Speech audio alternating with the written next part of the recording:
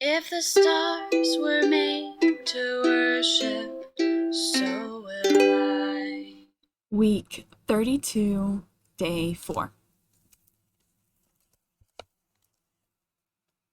So back to Daniel 2 and the awesome image of King Nebuchadnezzar's dream. The head of fine gold represented Nebuchadnezzar's own empire, Babylon, the dominant power in the world at that time, around 600 BC. Now it should be noted that before Babylon was Assyria, the capital of which was Nineveh. The wicked city of Jonah was told to go and preach. Told to go and preach repentance to. A concept so disgusting to Jonah, as the Assyrian Empire was very wicked and cruel, that he, of course, refused to go. But God would win that little battle, and the reluctant prophet went and preached. And guess what? So the people of Nineveh believed God, Jonah 3:5, and repented big time. And God, for the time, spared them, a city of probably over 500,000 people. Again, this shows the heart of God, as the Assyrians were not even his chosen people, yet he showed such mercy and long-suffering toward them. Jesus himself pointed out the irony of the repentance of evil Nineveh versus the lack of repentance of the Jews of his time. The men of Nineveh will rise up in the judgment with this generation and condemn it, for they repented at the preaching of Jonah, and indeed a greater than Jonah is here. Luke 11:32.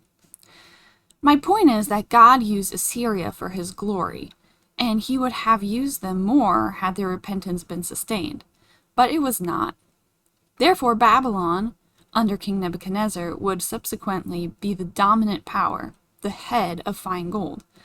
It is obvious that God would work through this heathen ruler. Look at what God says about him via the prophet Jeremiah. I have made the earth, the man and the beast that are on the ground, by my great power and by my outstretched arm, and have given it to whom it seems proper to me. And now I have given all these lands into the hand of Nebuchadnezzar, the king of Babylon, my servant. So all the nations shall serve him and his son. Jeremiah 27:5-7. Wow, this is a heathen king. But he would see over and over again the deliverance of Daniel and his friends and come to recognize the superiority of their God. Now I, Nebuchadnezzar, praise and exalt and honor the King of heaven, all of whose works are truth and his ways justice. Daniel 4:37. Now we have the great empire of Assyria, then Babylon, and then the chest and arms of silver. The anatomy is significant, as it implies two entities joined in the middle. Daniel sees this empire to come after Babylon in his own vision, described in Daniel chapter 8. Then I lifted my eyes and saw, and there, standing beside the river, was a ram with 2 horns. The ram that you saw, having the 2 horns, they are the king of Media and Persia.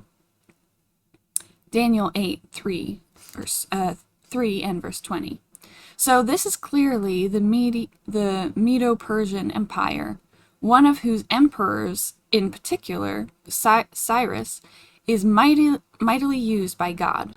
What Cyrus would be led by the Lord to do would be prophesied by Isaiah, who would mention him by name a good 100 years prior to the event.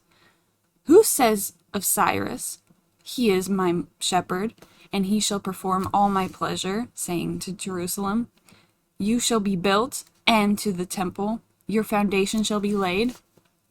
Isaiah 44:23. Yes, Cyrus, the Persian king, would allow the captive Jews to return to the promised land and rebuild Jerusalem and the temple, and God's plan of salvation for the human race would stay on track, soldiering on. But there are 3 more empires composing the great image tomorrow.